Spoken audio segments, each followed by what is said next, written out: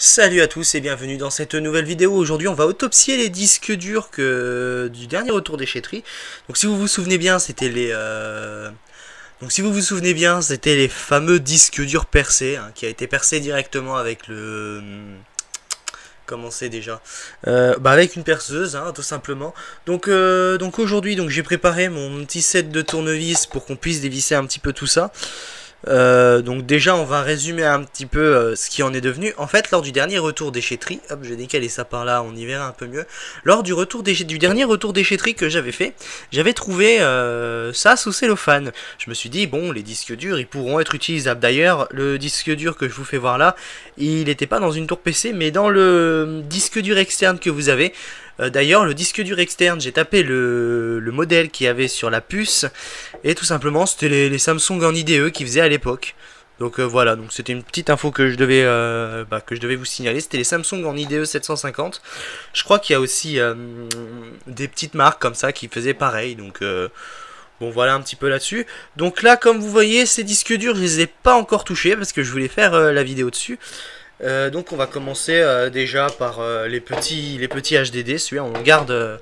Celui-là, le gros, celui de 750 Go, ce sera vraiment la surprise. Donc là ce qu'on va faire, on va déjà attaquer par celui-là. Donc hop, j'ai rapproché du micro et écoutez bien. Donc voilà, hein, il n'y est pas allé de main morte. Et d'ailleurs, j'ai fait voir un petit peu à mon père les mèches qu'il a utilisées. Là, il a utilisé une mèche moyenne. Là, une petite mèche. Non, il a utilisé la même mèche. Voilà, c'est ce que je viens de dire. Et sur l'autre disque dur, là, il a utilisé une plus grosse mèche. Donc, comme vous voyez, hein, c'est un petit peu désastreux. Mais on va déjà ouvrir le premier, qui est un Western Digital de 250 Go. Par contre, je sais pas si c'est le bon, celui-là, je pense que oui. Hop. Oui, c'est le bon tournevis. Alors à signaler, donc ces disques durs là retourneront en déchetterie hein, directement, mais je vais juste récupérer les vis tout simplement. Et attention, surprise!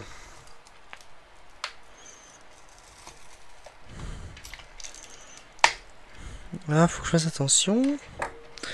Donc, vous voyez un petit peu le désastre que ça fait. Voilà le fameux premier disque dur. Alors, en tout cas, il est bien allé, il n'est pas allé de main morte. Hein. Tout est tout petit, même le moteur, il n'est pas récupérable. Par contre, faut que je fasse attention parce que ça coupe cette merde. Alors, j'ai enlevé tous les vis, mais lui, il veut pas tout me donner. Ah merde. Bon, ben, j'ai noyé le bureau. Faut que j'aille chercher l'aspirateur hein, pour aspirer tout ça. Ah, oh, bordel. Bon, bah, ce que je vais faire, je vais mettre sur pause, mais vous voyez un petit peu le résultat qu'il a fait de ces disques durs là.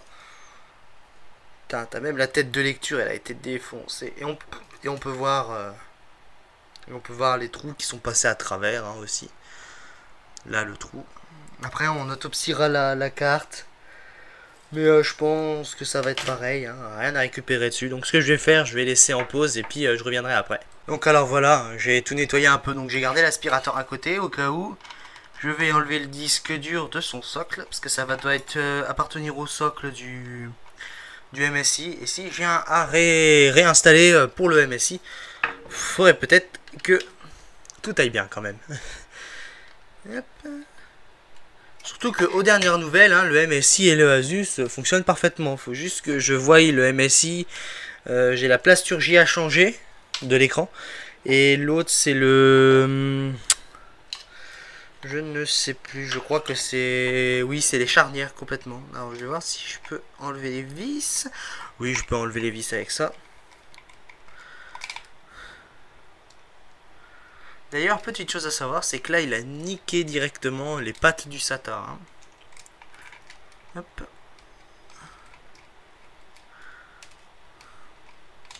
J'aurai du nettoyage après. C'est pas bien ce que je fais. Bon, on va voir cette carte, voir ce qu'elle donne. Parce que généralement, ce genre de carte, une fois que c'est grillé, c'est grillé. Hein.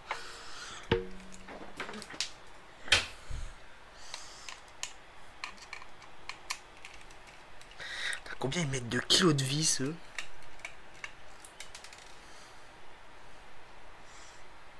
À mettre de côté, ça peut... À mettre de côté, parce que ces vis-là peuvent toujours servir quand Manque de vis pour certains appareils. Hop. Des petits coups de tournevis.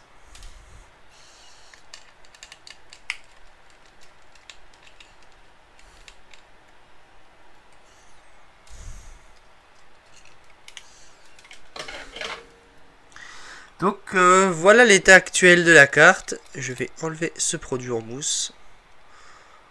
Donc pour du Western Digital, on a un petit peu des contrôleurs de qualitatif. Hein. Même au niveau de la RAM, hein, c'est du Samsung. Bon là, on peut pas récupérer grand chose puisque là et là, c'est... Ben, c'est mort quoi, bon. Voilà pour lui. Maintenant, on va passer à notre petit Seagate. Qui, pareil, hein, a subi des sacrés dommages collatéraux. Oh, ta gueule, stupide fenêtre à la con. Ce que je vais faire, je vais couper au montage le démontage. Et puis, on va voir tout de suite après celui-là. Alors, nous revoilà après la fin du démontage. Hein, j'ai coupé parce que ça valait pas le coup. Donc, voilà un petit peu le résultat du bidouille. Et voilà. Un petit peu plus grandeur nature cette fois. Bon bah désolé, ça retombe encore par terre. On a l'aimant qui est ici avec toute la mécanique. Et là on voit bien qu'il y a bien défoncé. Hein. Donc alors là du coup ça fait un disque dur qui n'est pas récupérable. Sauf si on se fait chier à tout reconstruire. Mais ça va être un petit peu compliqué. Je me demande ce qu'ils en font de ça une fois que c'est brisé. Je vois pas du tout comment ils font. Donc hop. Voilà, donc tout ça normalement c'est du métal. Et ça, faut pas que ça devienne à tourner parce que je te jure que si ça te coupe, tu dois y sentir. Ah, putain, les têtes. Oh, regardez les têtes. La force est dessus. Parce que c'était comme ça hein, déjà avant que je bouge. Est-ce que le focus a envie de marcher? Oui, il a envie de marcher aujourd'hui le focus.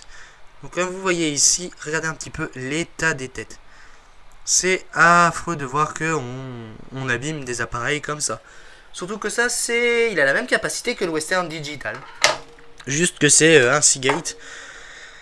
Et voilà la fameuse carte contrôleur. Hein. On a un trou ici, un trou là, et il y en avait un autre. Voilà, il est ici. Hein. Ça touche directement sur la carte. Et là, ça touche directement l'épine de la puce. D'ailleurs, qui est une puce de chez ST, qui n'est pas une puce mauvaise. Hein.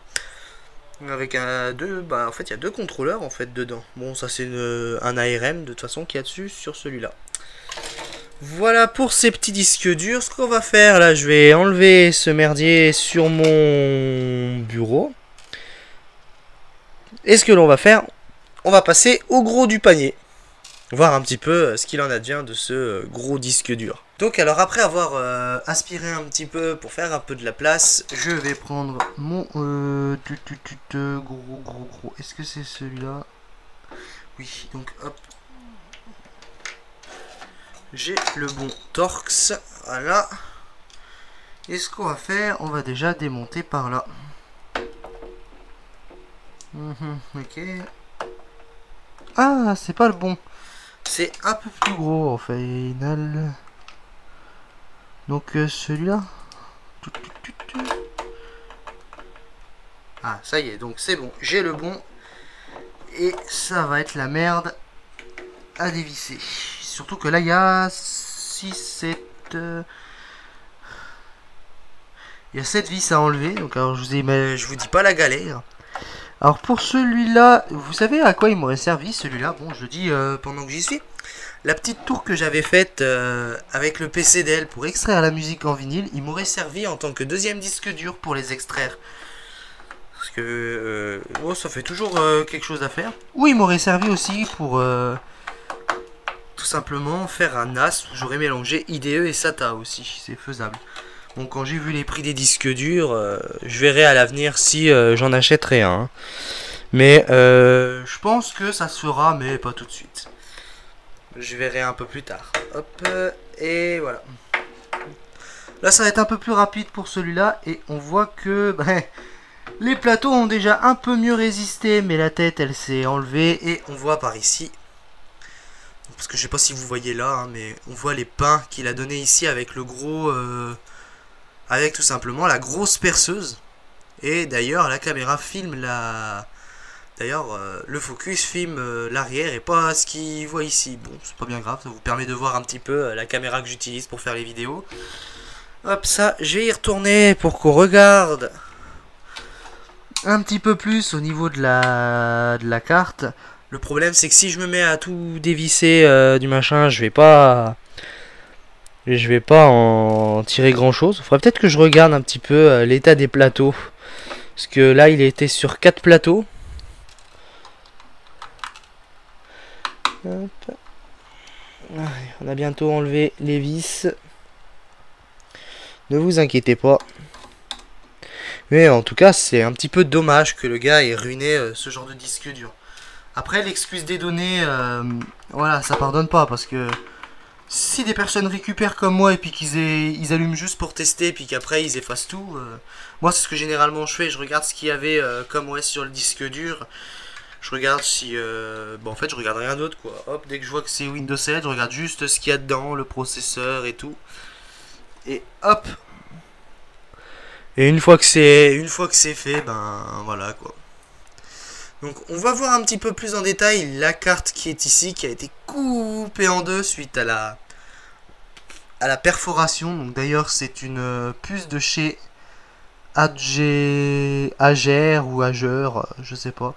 D'ailleurs, la carte, c'est une carte de chez Molex. Donc, vous n'allez pas y voir ici, mais sur la carte, c'est écrit Molex. Alors, je regarde, nous avons deux composants maîtres.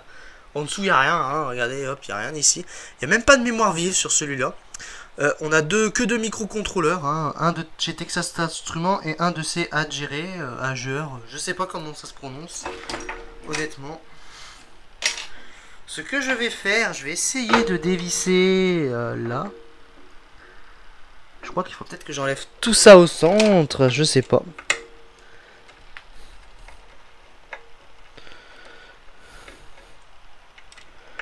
On va essayer comme ça, alors du coup...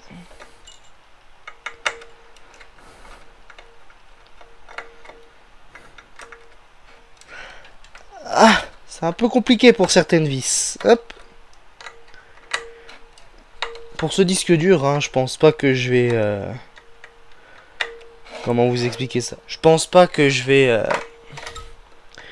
Je pense pas que je vais couper hein, pendant la séquence. Comme ça nous permettra de voir un peu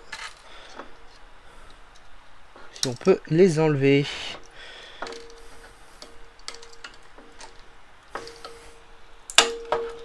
Déjà oui, hein, c'est faisable. J'enlève déjà un disque. Et c'est des Lego. Ouais, bah, je perds espoir là-dessus. Déjà, on voit un gros trou là ici. Donc il a bien perforé profond. Donc je pense que le dessous... Au final, il a pas beaucoup cassé que ça. Mais bon... Hein. Au final, ça... je vais regarder. Je regarde un petit peu plus et puis je vous dis... Au final, il n'y a rien de bien grave en fait sur celui-là. C'est le moins détruit. Donc je pense que c'est parce qu'il doit être assez gros. Il n'y a rien de détruit dedans. Mais comme vous voyez... voilà quoi. Voilà comment est fait un disque dur. Bon là celui-là il a 4 plateaux. Donc c'est pour ça qu'ils disent des fois 4 aides, 16 aides. Bon là c'est 4 x 2 12. Donc c'est une 12 têtes tout simplement. Enfin je dis 12 têtes. Ouais c'est ça 12 têtes. Il y a 12... Non pas 12 têtes. Il y a... Ah bah si 4 x 4... Non 4 x 2 8. Il y a 8 têtes. 4 disques. 1, 2, 3, 4... 5, 6, 7, 8, ouais, il y a 8 têtes. En fait, il y a 8 têtes, de lecture pour ce disque dur. Donc, alors, voilà, cette vidéo sur les autopsies de disques durs est terminée. Je vais récupérer, je pense, 2-3 composants sur ces disques durs-là. J'espère que cette autopsie vous a plu et je vous dis à la prochaine.